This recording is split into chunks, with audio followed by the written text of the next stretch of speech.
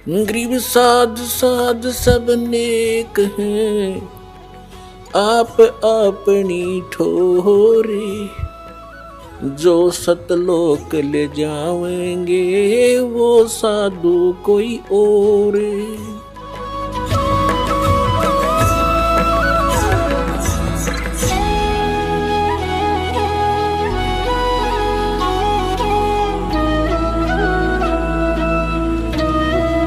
और जिनका ये अन्य संत पंथ उन महापुरुषों के भी प्रमाण देते हैं कि वो पार हो गए, वो महापुरुषों की वाणी भी लेते हैं, तो उन्होंने भी कौन से मंत्र जाप किए? फिर ये सब रास्ता साफ हो जाएगा, शंका समाप्त हो जाएगी। शंका समाप्त हुई, भगवान मिला, फिर तो क्रिया करनी शेष रह जाएगी।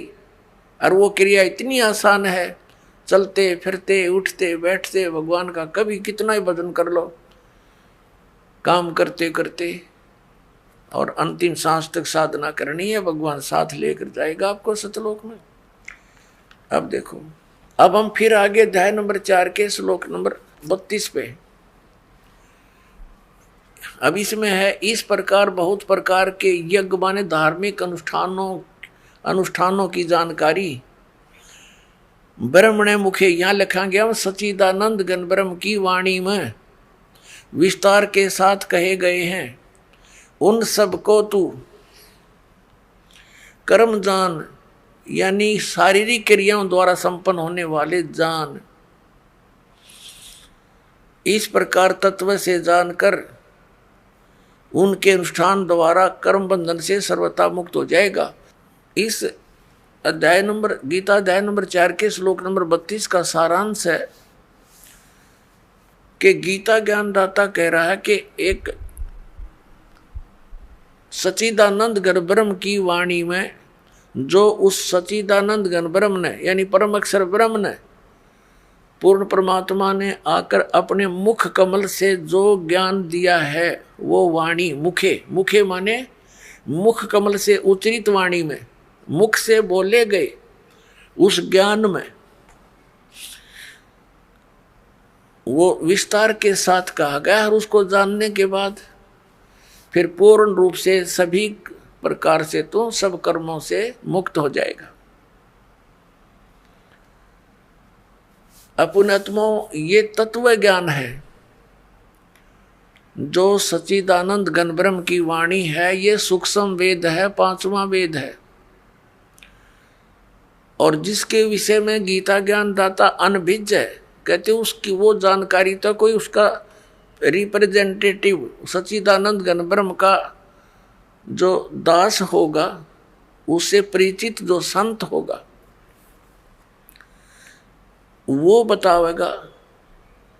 उसके लिए चौथे अध्याय के 34वें श्लोक में कहा कि उस तत्व ज्ञान को जो सच्चिदानंद घन ब्रह्म की वाणी में है, जिसको परमात्मा ने, सच्चिदानंद घन ब्रह्म ने, परम अक्षर ब्रह्म ने, सतपुरुष ने स्वयं आकर के बोला है, वो तत्व ज्ञान है। उस ज्ञान को तू तत्वदर्शी संतों के पास जाकर समझ। ये देखिएगा चौथे अध्याय का 34वां श्लोक। उस ज्ञान को जो सच्चिदानंद घन ब्रह्म ने स्वयं आकर के बोला है, उस ज्ञान को, उस तत्व ज्ञान को तू तत्वदर्शी ज्ञानियों के पास जाकर समझ। उनको भली भांति दंडवत प्रणाम करने से, उनकी सेवा करने से और कपट छोड़कर सरलता पूर्वक प्रसन्न करने से वे परमात्म तत्व को भली भांति जानने वाले ज्ञानी महात्मा तुझे तत्व ज्ञान का उपदेश करेंगे। अपने आत्माओं कितना कंसेप्ट क्लियर कर दिया। गीता ज्ञान दाता अपने से अन्य कोई परम अक्षर ब्रह्म के विषय में कह रहा है कि वो सच्चिदानंद घन ब्रह्म आकर के अपने मुख कमल से ज्ञान देता है, और वो तत्व ज्ञान है।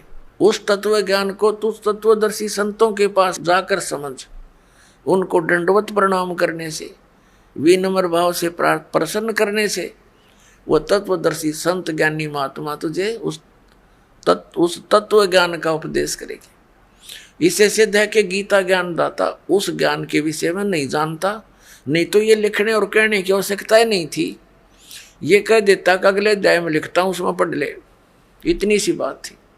ये नहीं जानता, इसने उस ज्ञान को, पांचवें वेद को नष्ट कर दिया था और उसको प्रदान करने के लिए परमात्मा स्वयं आते हैं। अपने आत्माओं यहाँ एक कंसेप्ट और क्लियर करेंगे। गीता ज्ञान दाता कहता है, अब उसकी पहचान भी बताता है कि वो तत्वदर्शी संत होगा कैसा। श्रीमद् भगवत गीता अध्याय नंबर 15 के श्लोक नंबर 1 में तत्वदर्शी संत की पहचान बताई है। क्या बताया है कि ये एक संसार रूपी उल्टा लटका हुआ वृक्ष समझो, पूरा विश्व सब ब्रह्मांडों समेत, और जिसकी ऊपर को जड़ है, नीचे को तीनों गुण रूपी शाखा है। श्रीमद् भगवत गीता अध्याय नंबर 15 के श्लोक नंबर 1 से लेकर 4 में ये स्पष्ट किया है, इस उल्टे लटके हुए संसार रूपी वृक्ष की जानकारी दी है। अब आपको ये उल्टा लटका हुआ संसार रूपी वृक्ष दिखाते हैं, फिर आसानी से जो दास सब सदग्रंथों से रूबरू करने जा रहा है, आपको आसानी से समझ जाएंगे। देखिएगा, ये समझो एक संसार रूपी वृक्ष है पूरा।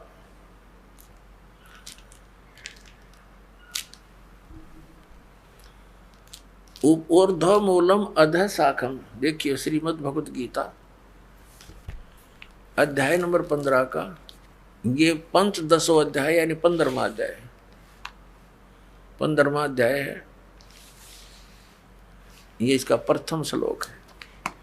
इसमें कहा कि ऊर्ध्व मूलम अधः शाखम अश्वत्थम प्राहु अव्यम छंदासी यस्य पर्णानि ये तम वेद स वेदवित्। ऊर्ध्व मूलम इसका अर्थ है कि ऊपर को जड़ और नीचे को शाखा। अधः माने नीचे होता है, ये भ्रमित है, इन्होंने गलत कर दिया। अधः माने ब्रह्मा रूप मुख्य शाखा वाले, नहीं। ये दूसरा अध्याय में 15वें अध्याय के दूसरे श्लोक में 2 बार अधः है, अधः अधः। इसका अनुवाद इन्होंने इसके अगले पृष्ठ पे किया है। अधः माने नीचे, अधः माने नीचे, अधः माने नीचे, ऊर्ध्व माने ऊपर, अधः माने नीचे, अधः माने नीचे। तो हम यहाँ इसको शुद्ध कर लेंगे, इन्होंने गड़बड़ कर दी थोड़ी सी, ये बेईमानी करके जान के समझ में ना आई। अब हम फिर 15वें अध्याय के प्रथम मंत्र में फिर आगे हैं। ऊर्ध्व मूलम ऊपर को जड़ और अधः शाखम नीचे को शाखा वाला, अश्वत्थम प्राहु अव्यम ये संसार रूपी पीपल का अविनाशी वृक्ष कहा है। छंदासी यस्य पर्णानि इसके जो पत्ते आदि जो हैं, इसके छंद हैं, विभाग हैं, पार्ट हैं। ये तम वेद उन सभी भागों को जो जानता है, तम उन उस अज्ञान अंधकार में छपे हुए उन सब विभागों को जानता है। स वेदवित् वह वेद के तात्पर्य को जानने वाला है, अर्थात वो तत्वदर्शी संत है। ये देखिएगा, आदि पुरुष परमेश्वर रूप मूल वाले, ये भाव कहने का ये है कि ऊपर को जो जड़ है ये वाली, ये ऊपर को जो जड़ है ये तो समझो ऊर्ध्व मूलम तो है आदि पुरुष परमेश्वर यानी परम अक्षर ब्रह्म, ये तो है वो सच्चिदानंद घर ब्रह्म समझो, ये जड़ें तो। और ये तना अक्षर पुरुष, ये परम अक्षर पुरुष, ये तना अक्षर पुरुष। ये देखिएगा, ये पूर्ण ब्रह्म कहो, परमेश्वर कहो, परम अक्षर ब्रह्म कहो या सच्चिदानंद घन ब्रह्म कहो, ये जड़ें हैं। जैसे ये जड़, ओनली जड़, और फिर इसके बाहर जो जमीन से बाहर दिखाई देता है इसको पेड़ बोलते हैं। गीता ज्ञान दाता ने केवल इतना ही कहा कि ऊर्ध्व मूलम ऊपर को जड़ और नीचे को शाखा वाला, ये संसार रूपी पीपल का वृक्ष कहा है। और जो संत इसके सभी छंद यानी विभागों को जानता है, स वेदविद, वो तत्वदर्शी संत है। परमेश्वर कबीर जी ने 600 वर्ष पहले आकर कहा था, तत्वदर्शी संत की भूमिका बताई थी अपने सच्चिदानंद घनब्रह्म की वाणी में अपने मुख कमल से बोलकर। वो ऐसी ही लीला करता है, वेद भी प्रमाण देते। 600 वर्ष पहले लगभग परमात्मा ने बताया था कि अक्षर पुरुष एक पेड़ है जो जमीन से बाहर दिखाई देता, उसको वृक्ष बोलते। अक्षर पुरुष एक वृक्ष है और सर पुरुष वा की डार, जिसको निरंजन भी कहा, ज्योति निरंजन। और तीनों देवा, रजगुण ब्रह्मा, सतगुण विष्णु, तम गुण शिव जी, तीनों देवा शाखा हैं और पात रूप संसार। अब गीता ज्ञानदाता कहता है कि जो इस संसार रूपी वृक्ष के, जो ऊपर को जड़ नीचे को शाखा वाला उल्टा लटका संसार रूपी वृक्ष है, जो इसके सभी छंद यानी सभी विभागों को बता देगा, वो तत्वदर्शी संत है, वो वेद के तात्पर्य को जानने वाला है। अब देखिएगा, परमात्मा ने 600 वर्ष पहले बता दिया था कि अक्षर पुरुष एक पेड़ है, ज्योति निरंजन यानी सरपुरुष वा की डार, और तीनों देवा शाखा है, ये पात रूप संसार। अब देखो, परमात्मा ने बताया कबीर अक्षर पुरुष एक पेड़ है, निरंजन वा की डार, इसको सर पुरुष भी कहते हैं, ज्योति निरंजन को। और तीनों देवा, रजगुण ब्रह्मा, सतगुण विष्णु, तम गुण शिव जी रूपी शाखा है, ये पात रूप संसार। ये देखिएगा, ये क्योंकि ये जमीन से, ये प्रोक्ष है, पूर्ण परमात्मा तो गुप्त है। जमीन में जैसे जड़ प्रोक्ष होती है, जमीन में जैसे जड़ प्रोक्ष होती है। अब ये तना, ये अक्षर पुरुष है, अक्षर पुरुष एक पेड़ है और सर पुरुष वह की डार, ये मोटी डार। सर पुरुष कहो, ज्योति निरंजन कहो, काल ब्रह्म कहो।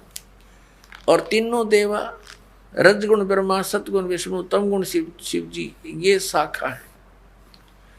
और पात रूप संसार,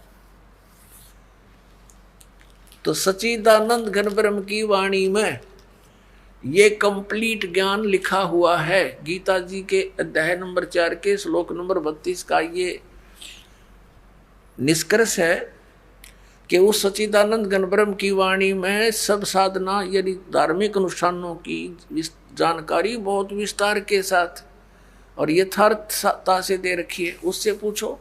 और तत्वदर्शी संत की पहचान बता दी कि वो तत्वदर्शी संत बताएंगे तो कैसा होगा, वो जो संसार रूपी वृक्ष के सभी विभागों को बता देगा। स वेदवित, वह वेद के तात्पर्य को जानने वाला है, अर्थात वो तत्वदर्शी संत है। देखना, अब हम पढ़ रहे हैं, इन्हीं की वाणी पढ़ेंगे। आदि पुरुष परमेश्वर मूल वाले, अधः शाखम, नीचे को शाखा, ये गलत अनुवाद किया है, बेईमानी कर रखी है। और संसार रूपी पीपल के वृक्ष को अविनाशी कहते हैं, वेद जिसके पत्ते कहे गए हैं, संतों का अर्थ वेद कर दिया। और उस संसार रूप वृक्ष को जो पुरुष मूल सहित जड़ से लेकर और पत्तों तक, ये समझो, मूल सहित तत्व से जानता है, स वेदवित, स वेदवित, वह वेद के तात्पर्य को जानने वाला है। वो तत्वदर्शी संत है, वो वास्तव में ज्ञानी तत्वदर्शी संत।